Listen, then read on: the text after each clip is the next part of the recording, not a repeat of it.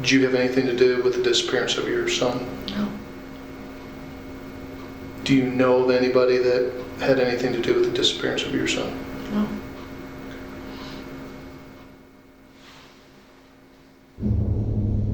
My 2-year-old son, we can't find him.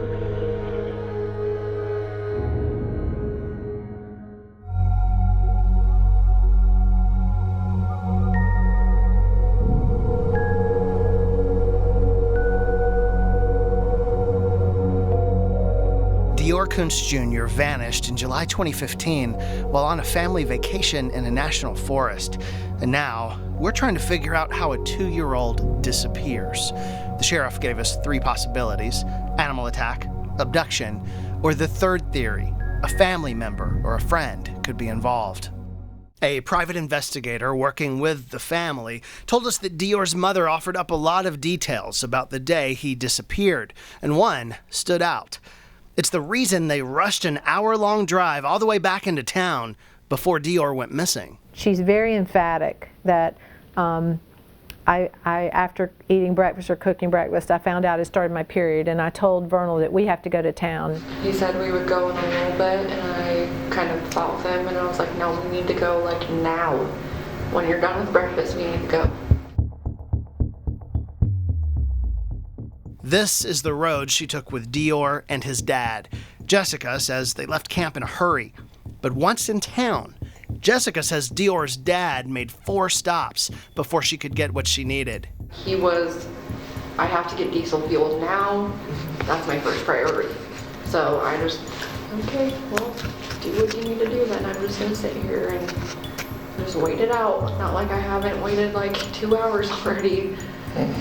So,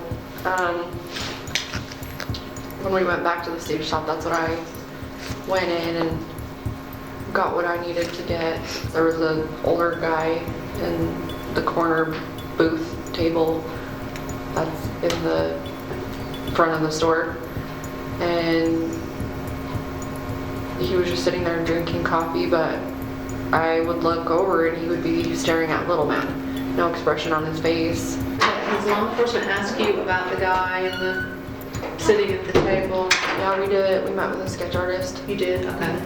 Have they been able to identify who that person is? I don't know. I was told that it might be a local, but it might not be. And that's the last that I've heard about it. We asked the sheriff if he figured out who the stranger was. We did. You did? Yes. You talked to him? Yes. What did he say? He was visited with, and it was investigated. And Did he say, yes, I saw DeOrr, or did he? He doesn't remember. He didn't remember. So it was some time later when we finally put it together, and he doesn't recall. There's a man sitting there, and he's creepy, and he's looking at the baby, and she got a bad feeling. It's somebody else. She's deflecting away from her. At this point, we're just saying, okay, we're dealing with a liar. So the private investigators think they're lying. And then there's the polygraph. In 2016, the sheriff named DeOrr's parents as suspects because they allegedly failed a lie detector test. Here's how the sheriff describes it. And they could not pass the section on, do you know where DeOrr Kunz is at this time, and do you know what happened to him? They could not pass those 2 parts of the polygraph. We've given them too many opportunities to tell us what happened if it was an accident, and there's been no interest in going that direction. So that tells me there's only one other possibility. It has to be a homicide. I'll never forget this. He said the parents are suspects. And he was so forthcoming with information. As a reporter, I just sat and listened in awe. He was just spilling the beans as far as they couldn't pass the lie detector test. They kept changing their story. 6.5 months passed since DeOrr disappeared. His parents split up. Jessica started seeing someone else. DeOrr's dad went back to work as a truck driver. In January 2016, a private investigator asked him to explain that failed polygraph test. Why did you lie to me about your polygraph test?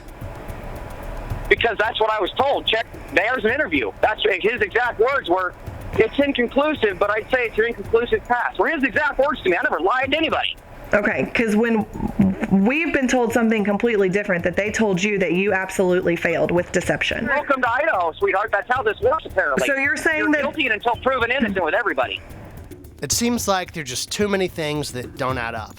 Suddenly, people started turning on the family. Yes, so you have a community that wants to find this little boy. We are the most giving community, and this entire state is. And we want to help find that little boy, but we also at some point, I think as a community, we felt betrayed. That if the parents were involved, we felt betrayed. At this point, Dior's story appeared on the cover of People magazine. Conversations turned from rescuing Dior to what about those parents being named suspects? We asked Jessica's mother about all those accusations. I say that Jessica is innocent. So, I think she's a grieving mom looking for her son. But I can't say that 100% either. I just know in my heart that's how I feel, you know, but, and people have said, what happens if you get proved wrong? I've been proved wrong about other things before. At this point, even her own mother seems to have doubt. What happens next forced the private investigators to quit the case. Their story, next.